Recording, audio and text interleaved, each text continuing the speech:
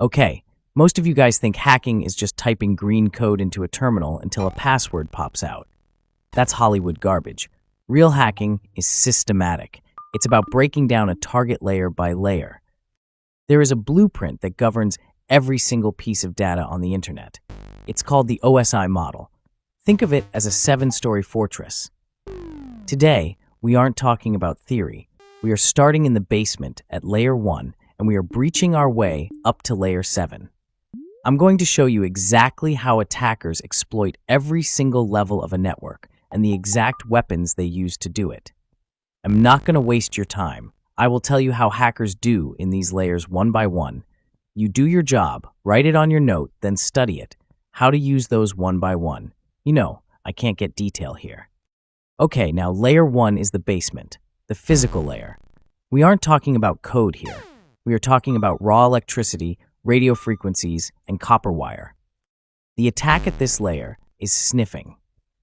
A hacker doesn't always need to break through a firewall from halfway across the world.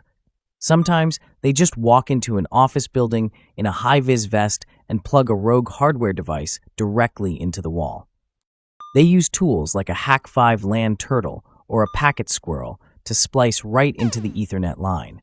Because they are physically tapped into the hardware, every piece of unencrypted data passing through that cable goes straight to the attacker. No passwords needed, just the wire.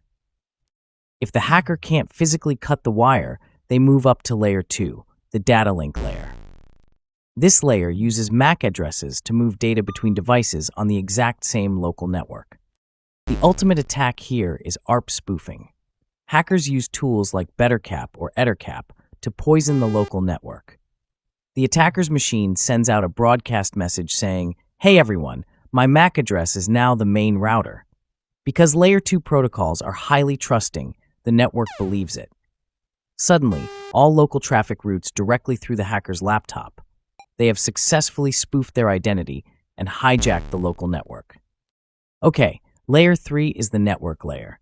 We are out on the open internet now. This is the realm of IP addresses and global routing. The attack here is the man in the middle. At this layer, attackers manipulate the actual road signs of the internet. By using tools like Scapy to craft custom packets, or by exploiting vulnerabilities in BGP, the protocol that routes global traffic, a hacker can redirect an entire city's web traffic through their own servers. They sit invisibly in the middle of the connection. You think you are logging directly into your bank, but you are actually handing your credentials straight to the attacker. As we climb to layer 4, the transport layer, things get tactical. This layer handles the actual connections using TCP and UDP. For an attacker, this is the reconnaissance phase. This is where the legendary tool Nmap comes into play. Hackers use Nmap to fire thousands of specially crafted TCP packets at a target server. It's the digital equivalent of walking down a hotel hallway and testing every single doorknob to see which one is unlocked. By analyzing how the server responds at layer 4, the hacker knows exactly which ports are open, what services are running, and where the weak points are. They aren't inside yet. They are mapping the attack surface. Layer 5 is the session layer. This layer opens, manages, and closes communication between applications.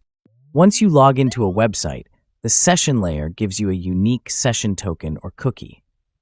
This means you don't have to re-enter your password on every single page. The attack here is session hijacking.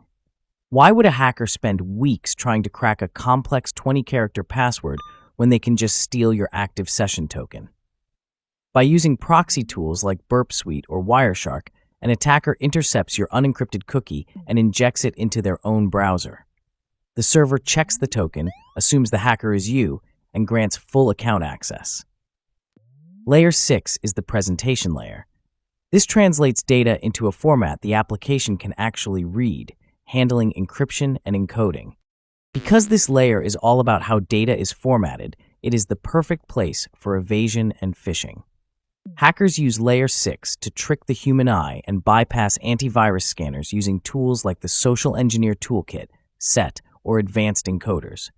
They might use an homograph attack, registering a domain name using a Cyrillic letter A instead of an English A. To you, the URL looks exactly like apple.com, but it routes to a malicious server. Or they might encode a virus payload into a base 64 string to hide it from security filters. They weaponize the presentation of the data. We have finally reached the penthouse. Layer 7, the application layer. This is the web browser, the database, the software you interact with every day. This is where the exploit happens.